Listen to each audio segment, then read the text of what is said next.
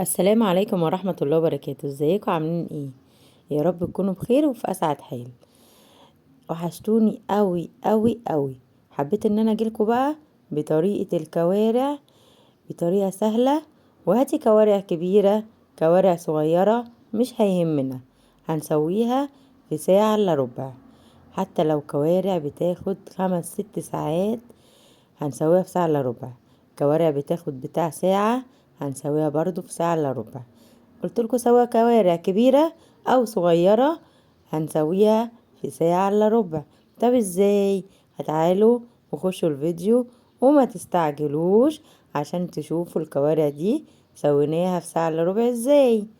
شايفين الجمال بقى؟ طب شايفين الحلاوة؟ ودايبة دوب. عملنا شوربة كوارع في الطاجن الصغير دون. اقسم بالله الطاجن الصغير دون يعني لو رحت اتغديتي برا وطلبتيه من 80 وانت طالعة. اما الطاجن الكبير دون من 120 برضو وانت طالعة. فليه احنا نكلف بقى نفسنا كده ونعملها في البيت وبكمية كبيرة؟ تعالوا بقى او اعمل لكم ريفيو عن الحلة الضغط دي. انا جبتها عشان خاطر الكوارع بس. بجد بجد يعني الكوارع بتاخد من 5 ل6 ساعات على النار سوا. فانا حبيت ان انا اوفر في الغاز واشتريت الحلة الضغط دي. بس اشتريتها وطلعت العرض بتاعها حلو جدا زي ما انتم شايفين على الكرتونة كده. هما حلتين. تعالوا بقى افتحها واوريكم الحلتين دول هنستخدمهم ازاي. وهي 12 كيلو. شايفين كده؟ ده الغطا بتاعها ودي الحلة الكبيرة وادي الحلة الصغيرة بالغطا بتاعها برضو. تعالوا بقى اوريكم الحلتين دول هنستخدمهم استخدام واحد. الاتنين حلة ضغط. دي كده الحلة الكبيرة هي 12 كيلو. شايفين عمقها قد ايه؟ عندك عزومات هتنجزك. تاخد من بطتين لتلاتة. تاخد من 3 4 فرخات. تاخد اقسم بالله 10 كيلو لحمة. وده الغطا بتاعها كده. ودي كده الصفارة بتاعة البخار. ليها عدد 1 2 3. وبتقفليها وما تيجي خلاص الاكل يستوي فيها وتعملي فيها كبسة برضو ولحمة ضاني. وتفتحي الصفارة واحدة واحدة عشان البخار يطلع على مهله. اما دي بقى الحلة الصغيرة برضو هنستخدمها حلة ضغط. ايوه هنستعملها حلة ضغط لو انتي اللي بيتك والاسرتك وحابة ان انتي تعملي كميات قليلة. هنستعملها برضو حلة ضغط. وخدت والله العظيم يعتبر خدت رجل كبيرة. حطيت في الحلة الصغيرة دي الرجل الكبيرة وخدتها ومرتاحة. وهوريكم دلوقتي انا سويت الرجل في الحلة الصغيرة ازاي. خدنا الغطا العادي حطيناه على الحلة الضغط وخدنا غطا الحلة الضغط حطيناه على الحلة الصغيرة. شايفين؟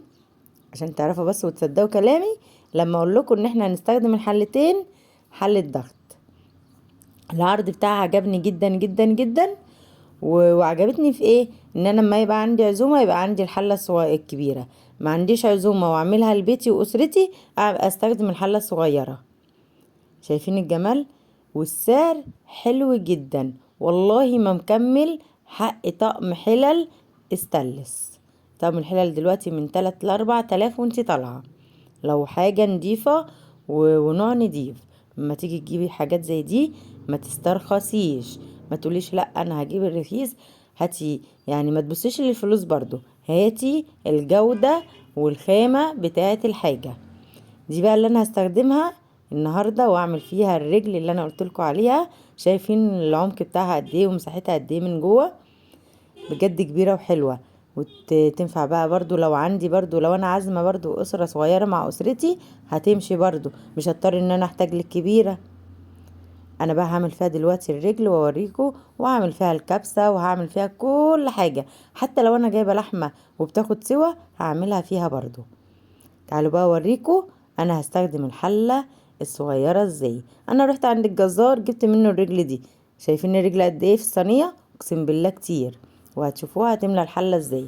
شايفين الحله دي الحله الصغيره عمقها قد ايه؟ تعالوا بقى نحط فيها الرجل. بصوا الرجل الكبيره ما شاء الله ما شاء الله كبيره مش صغيره.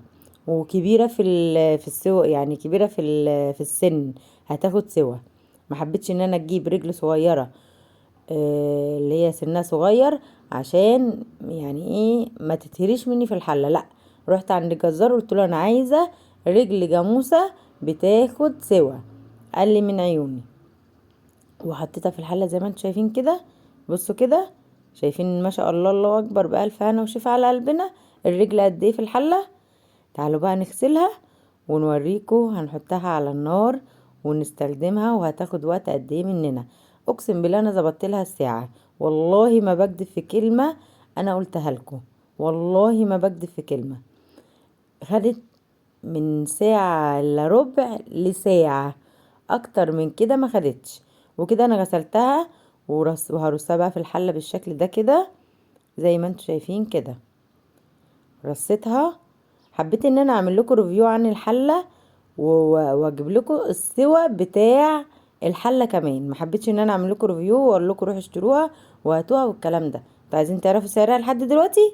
انتي لسه مستنيه وقاعده مستنيه عشان تعرفي سعرها؟ ما تستعجليش واقول لك على سعرها، بس ما تشوفي السوا بتاعها. كده بقى حطينا الرجل في الحله، وهنحط الخضار. حطينا حبيتين طماطم، بصلايه، قرنين فلفل، جزرايه. ده الحواج. السبع بهارات، ورق لورا، حبهان، قرفة، شوية توابل كده، ورحت حطاهم. وهنزل بقى بالمية بتاعتي واديها حاجتها كلها، عشان هقفل عليها ومش هفتح عليها الا بعد نص ساعة. وطول ما انتي قفلتي الحلة عليها خلاص، والله لو عملتي ايه الغطا مش هيتفتح الا ما البخار كله يطلع من الحلة. كده خلاص تمام التمام، وحطينا لها كل حاجه، بس ما حطيتلهاش طبعا ملح دلوقتي. بعد نص ساعه افتح عليها واحط لها الملح. كده خلاص قفلنا، وقفلنا الصفاره. اهم حاجه تقفلي الصفاره للاخر كده مفتوحه هي.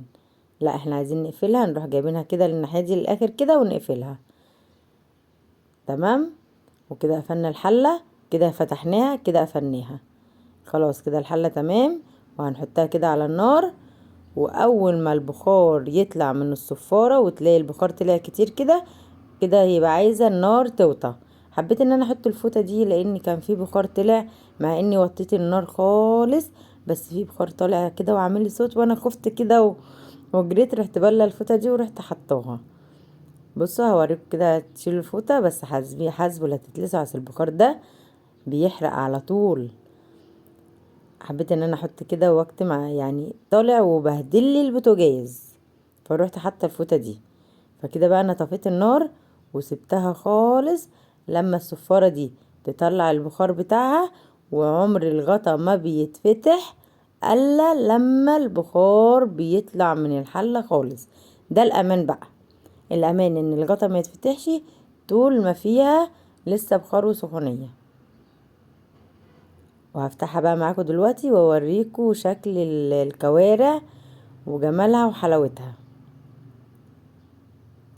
بصوا شايفين، انا بقول لكم طول ما في بخار، طول ما الغطا الكبس ده مش هيتفتح معايا ابدا. هسيبها شويه وارجع تاني افتحها. بصوا لسه الصفاره بتطلع بخار.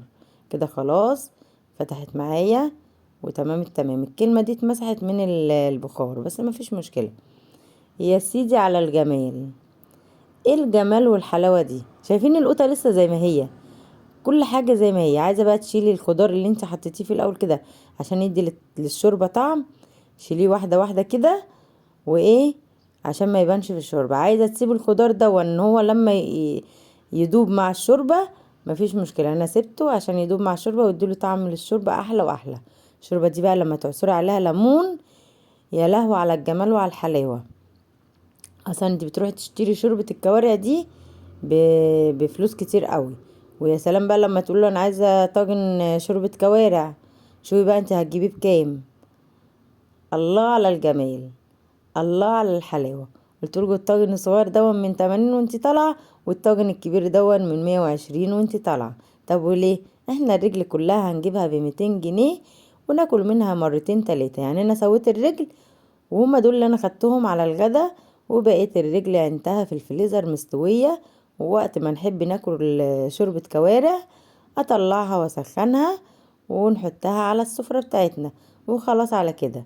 عايزين تعرفوا لحد دلوقتي الحلة عاملة كام؟ هقول لكم الحلة عاملة كام. العرض الحلل ده الحلتين دولا عاملين 3310. ايه رأيكم في سعرها؟ بجد السعر حلو جدا ومحدش يستغلاها.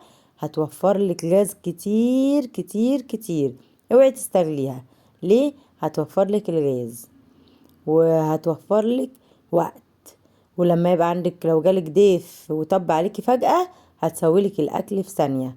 أسهل حاجة هتعمليها لما يجيلك ضيف فجأة، اعملي رز كبسة أو كبسة أم رز ولحمة. أو عندك أي لحوم في التلاجة طلعيها، مش هتكملي فيها ربع ساعة وهتسويها لك. لو فراخ لحمة بط نص ساعة، أقل من نص ساعة وهتلاقي الأكل عندك استوى. وهتقدمي الأكل لضيفك ولا هتبقي شايلة هم ولا غازك هيخلص. بجد فكري واوعي تستغلي الحاجة وهي سعرها حلو جدا. كفاية ان انت معاكي حلة حجمها كبير للضيوف وللعزومات، ومعاكي حلة حجمها صغير تستخدميها في بيتك على طول. ويا رب بقى الفيديو يكون عجبكم، ويا رب العرض بتاع الحلل يكون الحلتين يكون عجبكم. وما تنسوش تحطوا بقى لايك وتشيروا الفيديو لاصحابكم. واوعي تروحي تشتري الطاجن الكوارع ده من بره، اعمليه في بيتك هتوفري فلوس كتير لجوزك.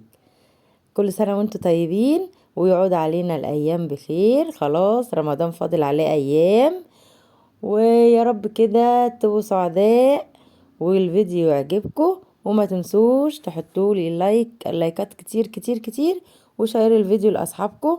وباي باي. السلام عليكم ورحمة الله وبركاته.